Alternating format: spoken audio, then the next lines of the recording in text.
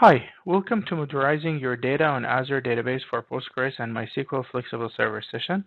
This session is presented by me, Bashar Hussein. I'm a PM in the Azure Database for MySQL and MariaDB, and my peer principal PM, Sridhar. He's a PM in the Azure Database for Postgres. In this session, we will start with Azure Database for Postgres and MySQL deployment options, and then we will discuss the Azure Database for Postgres and MySQL single server learnings. Then we'll extend to an ideal platform to modernize your data by building the flexible server. And finally, we'll discuss the flexible server key features and some demos. Deployment options for MySQL and Postgres. Single server is the first deployment option, which was GA back in 2018. It's best for a broad range of transactional workload and web application. Flexible server, which is in preview, and it's best for workloads that requires maximum control and advanced customization and cost optimization. Postgres Hyperscale Citus, which is best for ultra high performance and horizontal scalability and performance. And Azure Arc enabled Postgres Hyperscale, which is in preview, which is best for ultra high performance with horizontal scalability and performance on any infrastructure. As those deployment options part of the Azure platform, we are offering high availability, elastic scale, intelligent performance, industry-leading security and compliance, along with integration with the Azure ecosystem. In this session, we will discuss single server, flexible server, compare and contrast between the two deployment options. Let's start with the single server architecture and value proposition. In the single server architecture, the database itself runs on a container which connects with a general purpose SSD disk remotely and connect through a gateway from an application. So the application connection will be connecting to the gateway. Each region has many gateway nodes that are ready for load balancing, and will forward the gateway will forward the connection to the database instances, which by its turn connected to a remote disk. Now, this architecture offers a built-in high availability, elasticity, security, integration in ecosystem, and industry-leading TCO. Notable facts about this architecture: it was GA back in 2018. It is showing significant growth year over year. Many tier 1 workloads like HSPC, Adobe are running on single server currently. Now, talking about the other deployment option that we mentioned, which is flexible server, the first question comes to mind: why new deployment option? Basically, in single server, our users were facing some kind of limitations. Although we are offering high availability, elasticity, scale out, scalability, but we are also facing few challenges. The first challenge is that the architecture itself that we reviewed in the past slide, not all of the components are within the same AZ.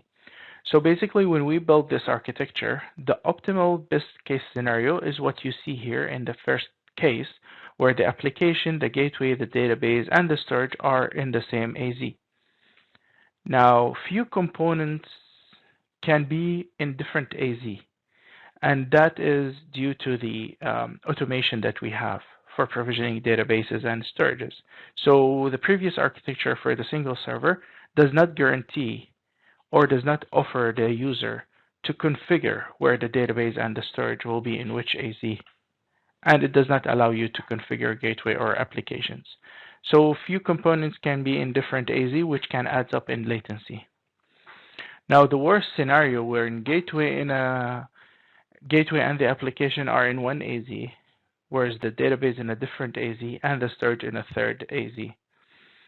The key challenge is here that the connection through gateway adds up one extra hop to the connection itself before reaching the database, and there were no availability zone, locality, or choice. The key points here that this architecture limits control on resource placement, and once the servers are deployed, that does not mean that this is a static AZ. If there was a failure or failed over or planned maintenance, those nodes can be moved around. Now, the learning that the gateway node is a problem because it adds one extra hop in terms of latency, and that users will require AZ collocation between the application and the database components. The second question, or the second limitation that customers faced, were the connections. Basically, as you can see here, the connection string for the Postgres database, users had to provide the server name, and then the username will have the server name at, the username at the server name. And basically, it's for a simple reason. The architecture have a gateway node. The gateway node will learn from the username the database server name that it needs to redirect the connection to. The key point here that this is not a regular username, so some application will not accept it, some other application will require extra steps to make it happen. And other learnings that we recommend customers to use connection pooling, because all the connections are going through gateways, and we don't have a connection pooling set up in single server, so customers need to do this manually. And connection retry logic should have backup of logic. So basically the key challenge is here that connection require username at server name. The other one is establish a new connection is expensive. And then the third challenge was the limitation of number of connection per SKU. The learnings that we took while we were building the flexible server is that we need to remove or move away from the at server name piece in the connection string and reduce the time to establish a new connection and provide a managed connection pooler to reduce the overhead on the customers or end users.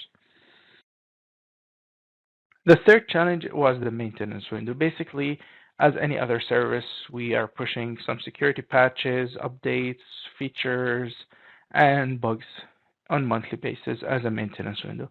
And during this maintenance window, the customers will be alerted that there will be a restart on their servers, but they cannot control the time.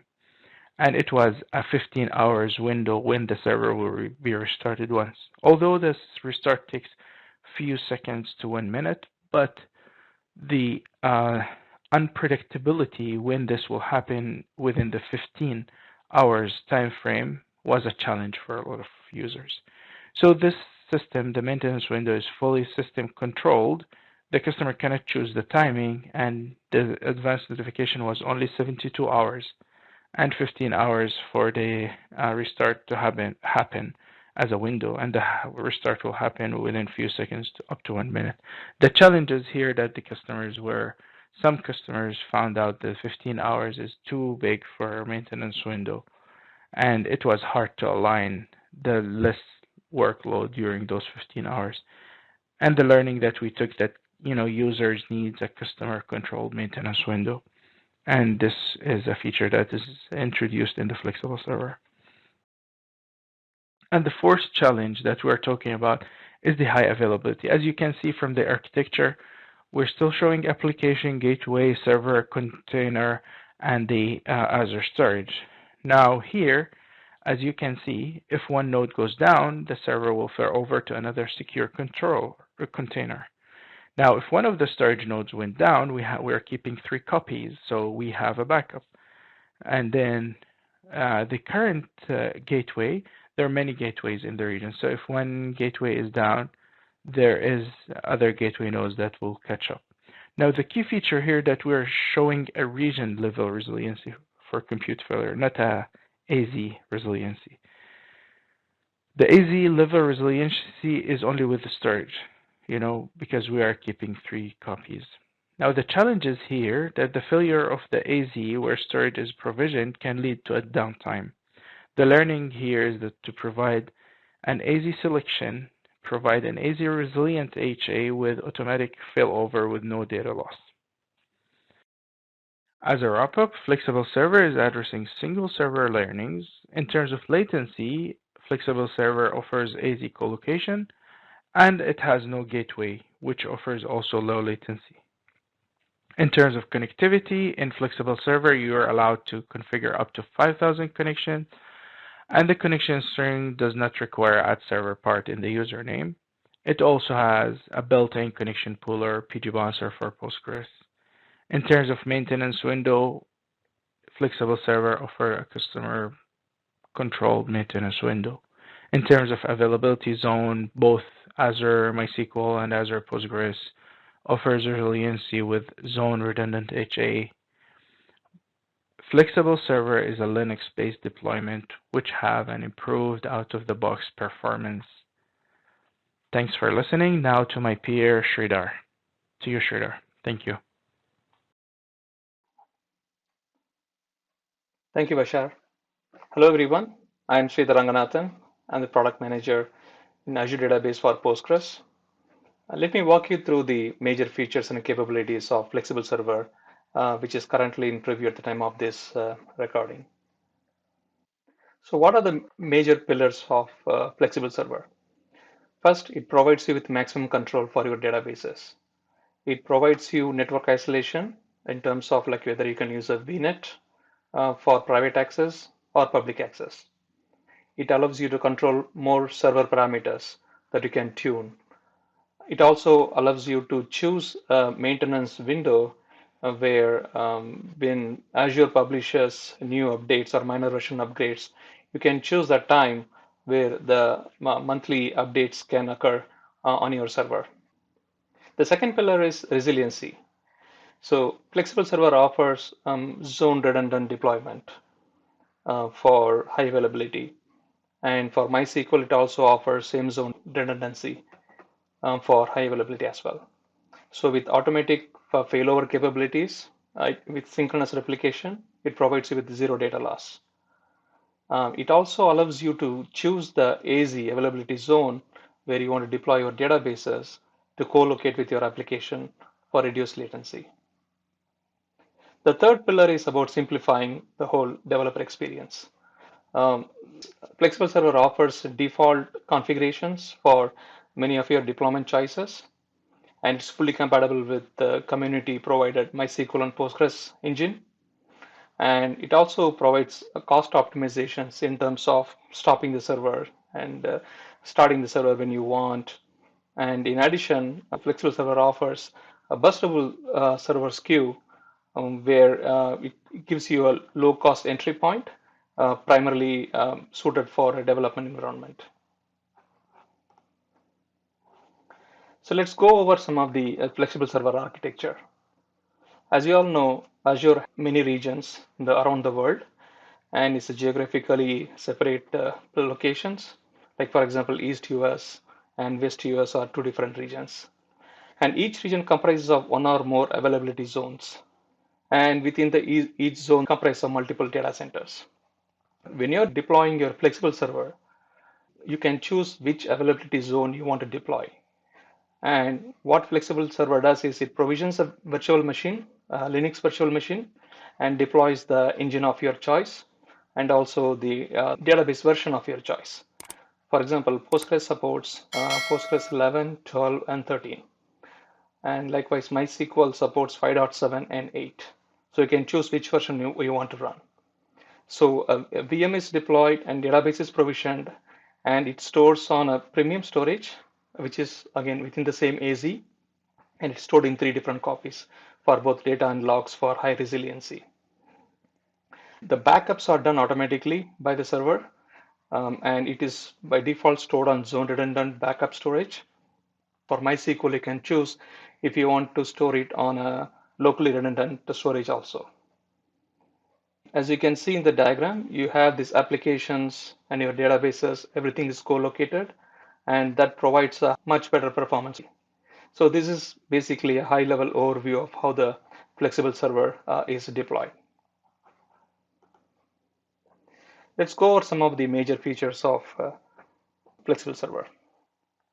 So first one is the networking. So as you can see, when you're provisioning the server, you can choose between a public access and private access. In public access, you have the choice of what clients can connect to the server using the IP address. So you can basically, it's a firewall rule. you can set up IP addresses that can connect to the server. So you have the control on the access. So if you choose private access deployed in a virtual network, have a VNet with virtual network, and you delegate a subnet and for flexible server, and you inject your servers in that subnet. So that, and then you will be able to access applications that are deployed within the VNet directly accessing the flexible server, or if you want to connect to a different VNet in the same region or a different region, you can do the VNet peering and you'll be able to access. Essentially, this private access gives you a full control on what applications and what virtual network can connect to the flexible server. How about planned maintenance? So flexible server by default chooses system managed schedule. Okay, and you can override that using custom schedule. What it really means is in a system schedule, uh, we do monthly updates that we publish, and we give a 5-day notification, and we also decide on any day of the week between 11 p.m. and 7 a.m. in the morning. So an hour basically is automatically kind of reserved. So that's a system schedule. But if you really want a specific day, the specific time for the upgrades to happen, so you can choose, say, for example, in this example, Sunday at 0 hours of UTC. That local time is where like the actual updates happen. Typically, we expect this whole operation, the upgrade operation, to happen within a minute or two. Not all updates require downtime, but some of them definitely requires, especially when we are doing the minor version upgrades there. So that's why we provide the option for you to choose what is your preferred time that we can make this operation, because that's the control your planned maintenance. Server parameters. You can see the screenshot for both MySQL and Postgres.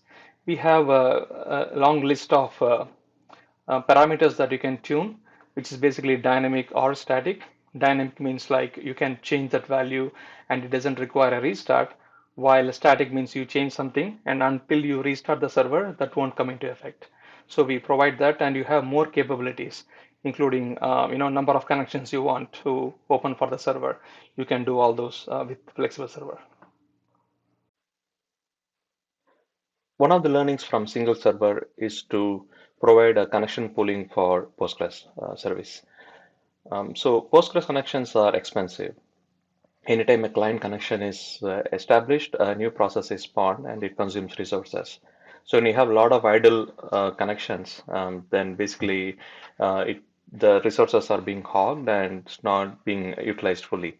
So connection pooler helps with that situation. So with flexible server, we are offering a built-in managed PG bouncer for connection pooling. So it's an opt-in feature where clients connect to the port 6432. They are connecting to the PG bouncer while they can still connect to 5432 to connect to that server.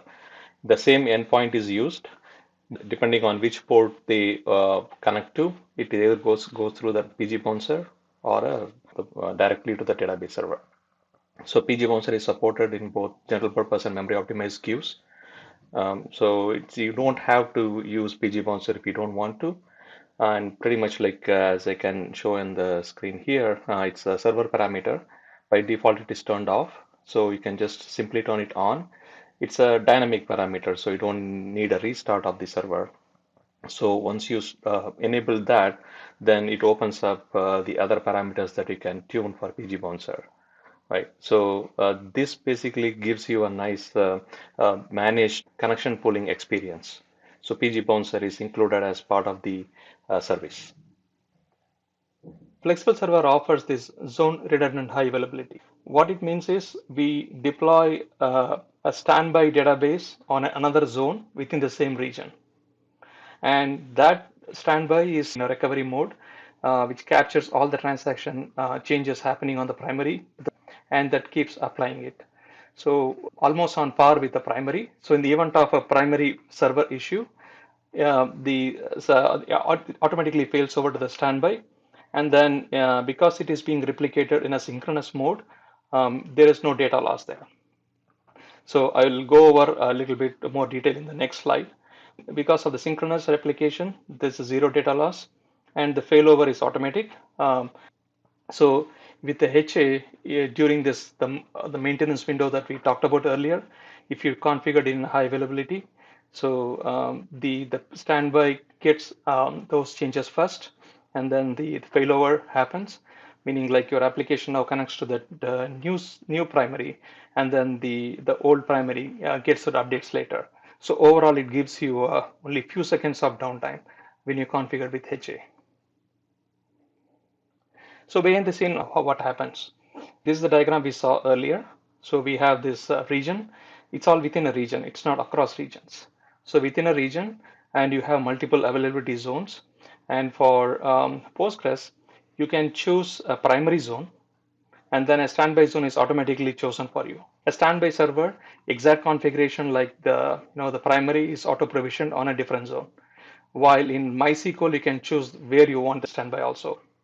But nevertheless, the overall operation remains the same, where you have all the transactions, reads, writes all going on primary. That's the only server that is read writable. The standby is not read writable.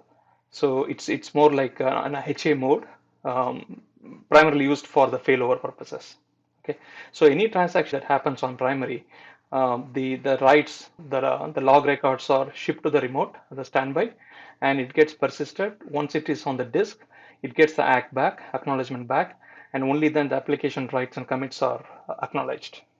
Okay.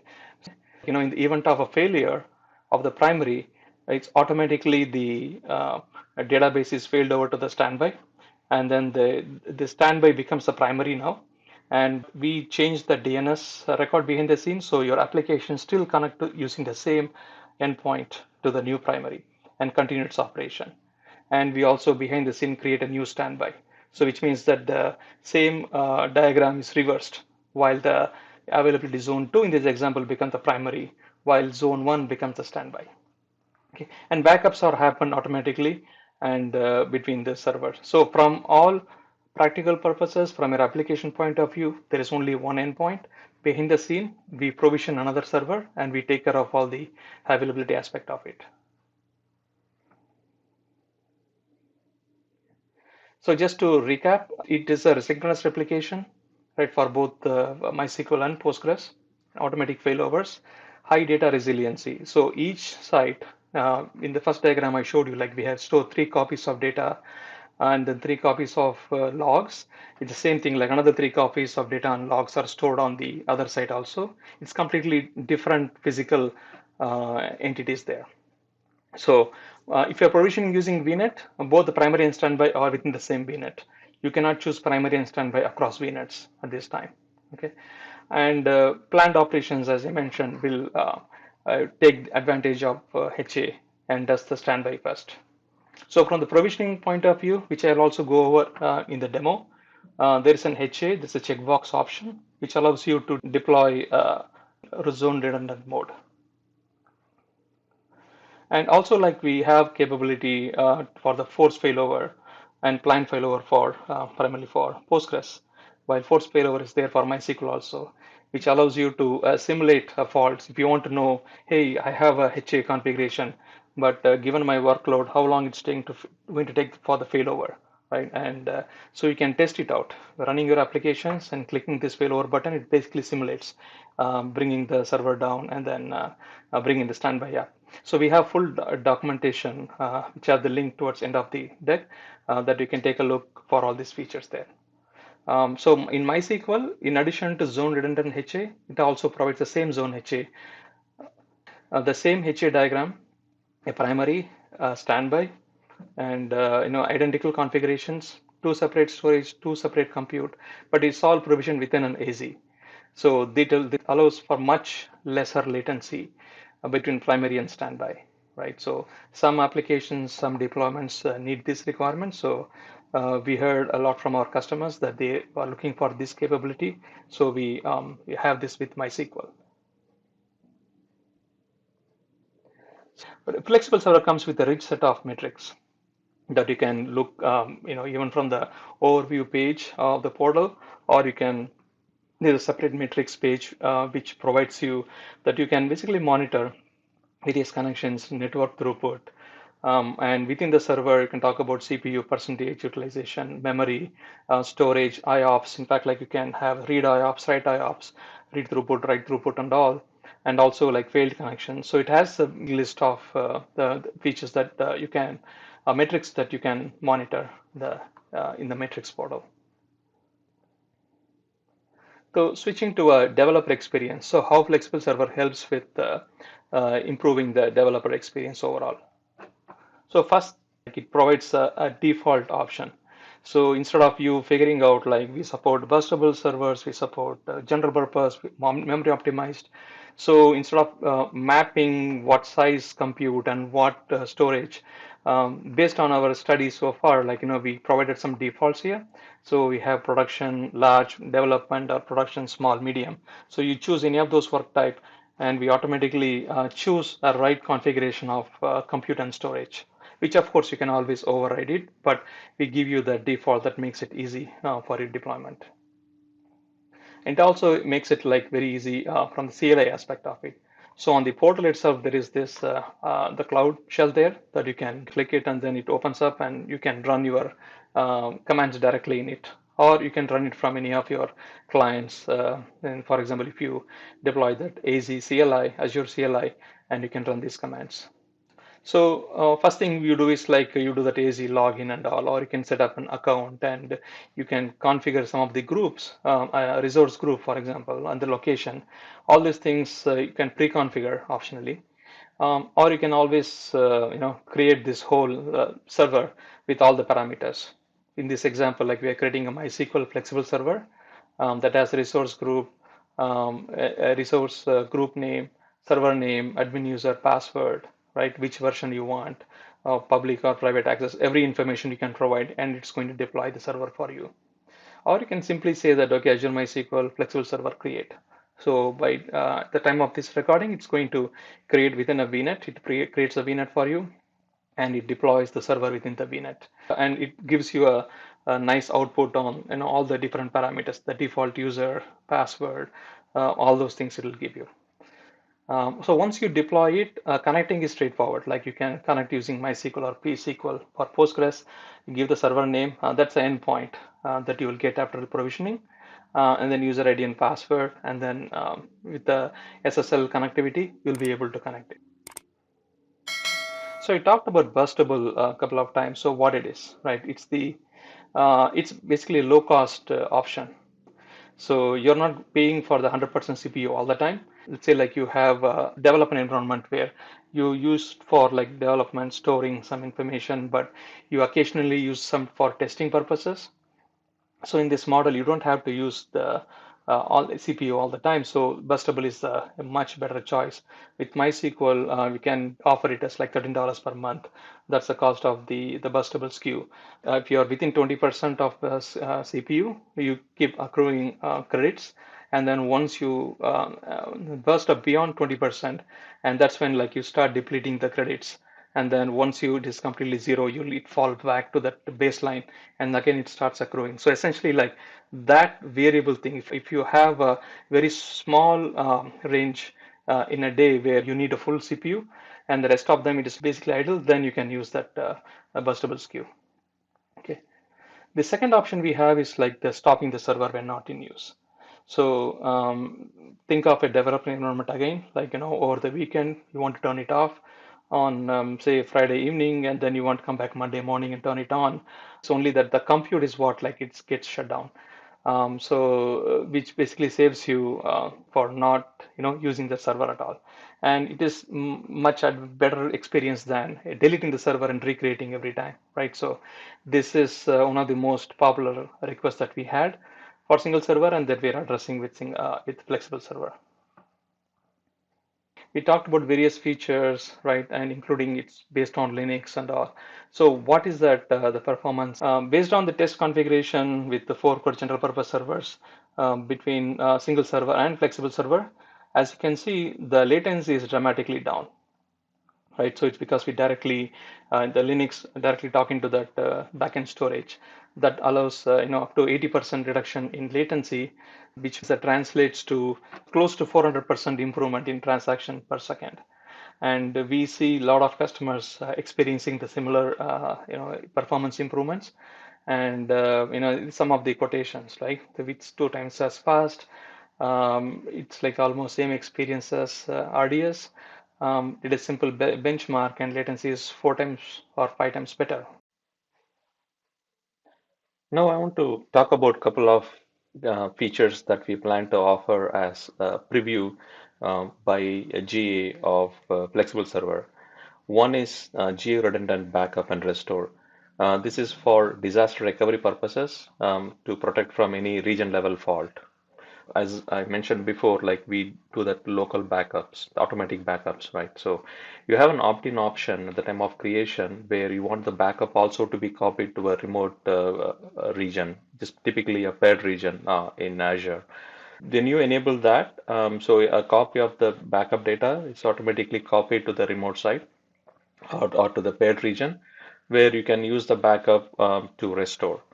So this provides you a low cost DR capability, meaning like you are only going to pay for the backup that is being stored on the remote region, and there's no real servers running right at that time at any time. So you're going to pay only for the backup. But in the event of a DR, or if you want to spin up a server from the backup from the remote region, you can do it at any point in time. So, and then that time, like it basically going to extract the backups, it restores it, and then performs a recovery and to the latest data that it received. So there could be some delay because of the latency and the way in which the copy occurs behind the scene. So it can be up to an hour of RPO, and RTO, the time to recover depends on the size of data and all. It could be a few minutes to hours. But this provides a way of having a DR in the, and protect your business continuity in the event of a regional failure. Another feature that we plan to offer as preview is that migration. Say like you are already in a single server, Postgres, and you want to migrate to flexible server. So we are planning to offer a feature which at the time of GA it will be in a CLI based migration tool. So we plan to offer this tool to help you migrate your single server to flexible server. So as we discussed before, since flexible server is Linux based while the single server is Windows, we cannot just copy the blocks there. So it has to be done via logical data migration. And of course, there are logical replication related restrictions still apply, including the DDLs are not captured and so on and so forth. But it would use that the DMS, the database migration service behind the scene. And we plan to offer support for if you have 9, 5, 9, 6, 10, 11 server to Postgres 11 or 12 and also 13 soon to the flexible server. To start with, like we offer a CLI based migration tool, and soon like we plan to offer portal experience as well. This tool offers an online experience where you have your source database up and running while the tool captures the data and then ships data to the flexible server. So if you're looking for a reduced downtime experience for migration, this tool will help you. You can also do the migration from single server to flexible using traditional methods such as the PG dump and restore as well. And we plan to offer a tool for MySQL as well. So with that, I will switch to the experience, portal experience, and give you some demo for both Postgres as well as MySQL. So this is the PostgreSQL create Postgres server. So when you create it, as Bashar mentioned before, we have this choice of 4 servers, single server, flexible, hyperscale, and Arc. So for this demo, I'm going to create a flexible server. So apart from the subscription and then resource group that you can choose, you can also choose that server name of your choice and then which region. So both MySQL and Postgres supports a range of regions that you can choose. And I can choose East US, for example. And then, as you can see, this is the default I was referring to, production. See, if it is production small, it by defaults to a general purpose queue. While if a production large, it will go to memory optimized, and then development queue, it's a burstable, right? So that you can choose. But of course, you can always click on configure server to override that. So you can choose a set of um, compute with different vCores and memory, and for general purpose, right? You can go across the SKUs basically. So it gives you that flexibility, and storage also like 32 gig to 116 terabytes for Postgres flexible server there. And you have the choice of HA. It's pretty much a checkbox here, and then backup. The backup you can store up to 35 days. So by default it is 7 days, and up to 35 days we can store it. And as and when you do it, like for different SKUs and all, you can see the estimated cost there. Okay, just I'm going to go continue here. So it's basically administrator, user ID and password. You provide all information, and then you go to the networking. So this is where, like I was mentioning about the public and private access. So this is the firewall. So you can choose that the starting and ending address. For example, I can just give open it up for everybody, for example, right? In this firewall row, we can do that. Or if you go to the private access, so it will provide you with the default virtual network, or you can choose a different virtual network, and then the subnet, where it will automatically provision your servers within the subnet, and then you can choose a private DNS zone here, right? So essentially, like all these things, you can do it from here, and then you create, and then it will create the server for you. So that's the create experience for Azure for Postgres server. So just want to show you, like this already created the server here. And as you can see, the networking, it's a public networking I have for the server. And then the maintenance is pretty much like you can have this system maintenance. You can click on schedule, and you can choose which day and then what start time that you want on the UTC. You can do that.